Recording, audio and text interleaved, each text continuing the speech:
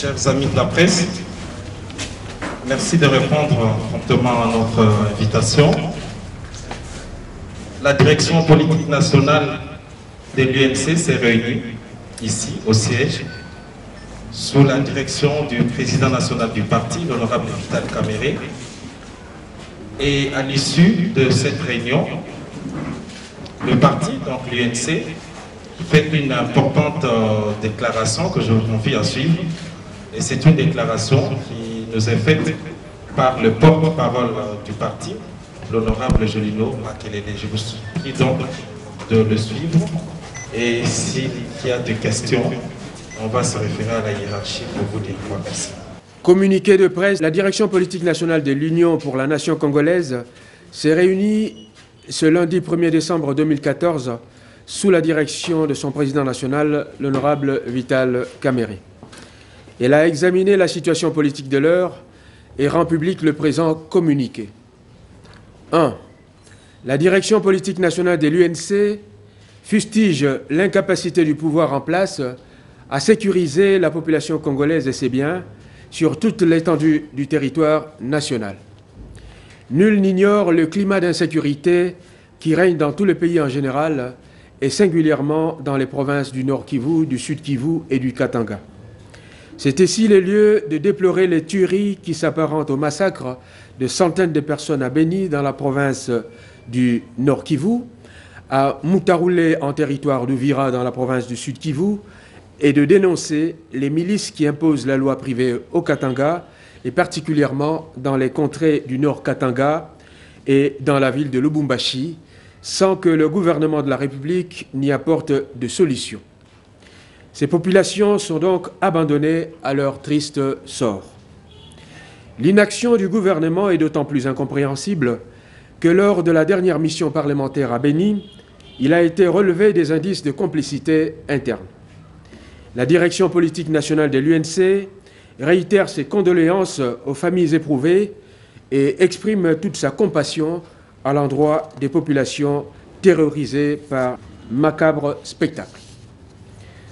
La direction politique nationale de l'UNC rappelle à l'endroit de l'opinion tant nationale qu'internationale la question orale avec débat que son secrétaire général, l'honorable Jean-Bertrand Issewanga, condamné et incarcéré à Makala aujourd'hui alors qu'il n'a commis aucune infraction au regard de la loi pénale congolaise, avait en son temps posé à l'Assemblée nationale à Monsieur le ministre de l'Intérieur en rapport avec les exécutions extrajudiciaires des jeunes gens communément appelés Kuluna dans le cadre de l'opération dite Likofi.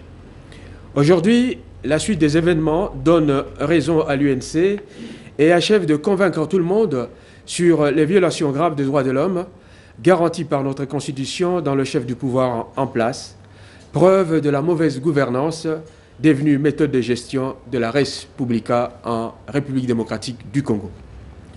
La direction politique nationale de l'UNC exige la libération sans condition du secrétaire général de l'UNC, l'honorable Jean-Bertrand Issewanga, ainsi que d'autres prisonniers d'opinion, dont l'honorable Eugène Diomindongala, le président fédéral de l'UDPS Kasaï Oriental, M. Bruno Kabachi, les journalistes Mike Mukebaï, etc., etc., etc.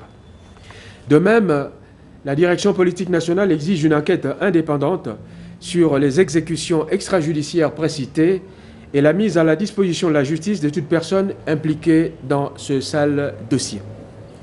Elle déplore l'opacité qui entoure la commission gouvernementale chargée de cette enquête, dont l'opinion ignore la composition à ce jour, et elle invite le gouvernement à prendre du recul vis-à-vis du dossier afin d'éviter toute influence négative sur les résultats de l'enquête. Tout en réitérant sa condamnation du phénomène Kuluna, qui a causé beaucoup de tort à plusieurs familles quinoises, la direction politique nationale appuie la position du Bureau conjoint des droits de l'homme des Nations Unies, celle de Human Rights Watch et des organisations nationales des droits de l'homme. Enfin, la direction politique nationale de l'UNC réaffirme son attachement à la Constitution de la République qui doit être respectée par tout le monde. À cet égard, elle réaffirme son opposition farouche à toute tentative de révision constitutionnelle dans l'intérêt personnel des tenants du pouvoir en place. C'est pourquoi elle se réjouit de la justesse de la position de la France communiquée par son président, M. François Hollande, au cours du dernier sommet de la francophonie qui s'est tenu le week-end dernier à Dakar, au Sénégal. Elle fait remarquer que la France n'a fait que rejoindre la position de toutes les forces politiques et sociales acquises au changement en RDC, de la CENCO et des États-Unis d'Amérique, telle qu'exprimée par le président Obama, dont la position est demeurée inchangée depuis son discours d'Accra jusqu'à ce jour.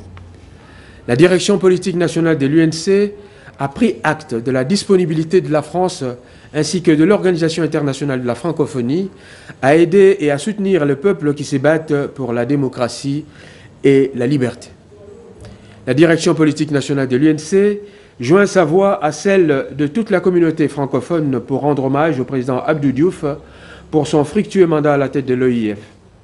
Elle félicite en même temps Mme Michaëlle Jean, dont l'élection fait aussi la fierté des femmes. La direction politique nationale de l'UNC en appelle à toutes les forces nationales acquises aux valeurs républicaines à faire bloc pour protéger la Constitution et ancrer démocratiquement et définitivement cette démocratie dans les habitudes et la vie des Congolais. En même temps, elle invite le peuple congolais à se lever comme un seul homme et à se prendre en charge pour barrer la route aux imposteurs et autres réfractaires au changement. La direction politique nationale de l'UNC en appelle à toutes les forces nationales acquises aux valeurs républicaines à faire bloc pour protéger la Constitution et ancrer définitivement la démocratie dans les habitudes et la vie des Congolais. En même temps, elle invite le peuple congolais à se lever comme un seul homme et à se prendre en charge pour barrer la route aux imposteurs et autres réfractaires au changement. À cet égard, elle rappelle que conformément à notre Constitution, le deuxième et dernier mandat du président Kabila arrive à son terme le 19 décembre 2016 à minuit, ce qui implique impérativement l'organisation de l'élection présidentielle 90 jours avant cette échéance qui arrive à pas de géant. La direction politique nationale exige de la CENI la publication du calendrier global devant conduire aux élections dans le délai légal, sans quoi elle rejettera sur elle la responsabilité et les conséquences de tout ce qui adviendrait de ces tergiversations partisanes.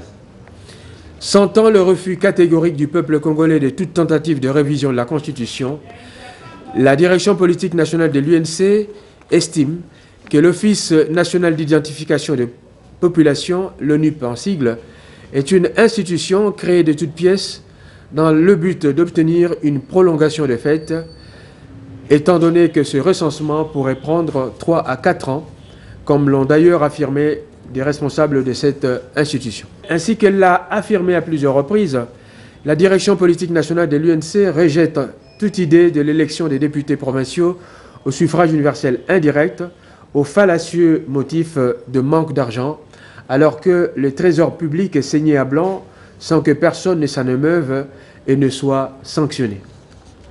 Pour la direction politique nationale de l'UNC, l'argument de manque d'argent évoqué par un pouvoir qui détourne et dilapide les deniers publics est inacceptable.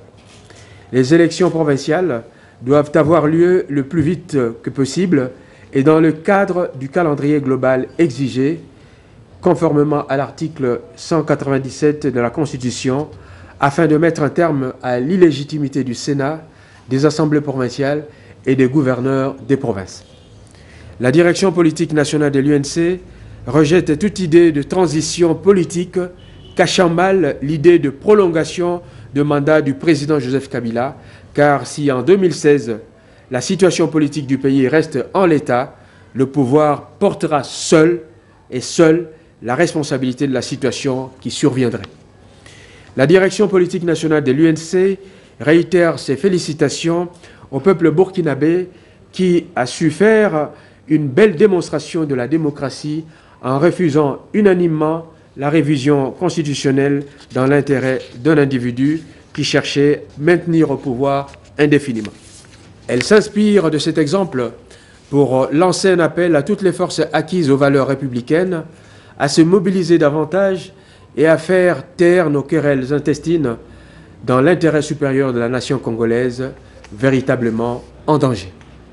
La direction politique nationale de l'UNC invite en outre tous les acteurs politiques, de la société civile et de l'ensemble du peuple congolais au rassemblement pour gagner le combat de la démocratie et de l'état de droit.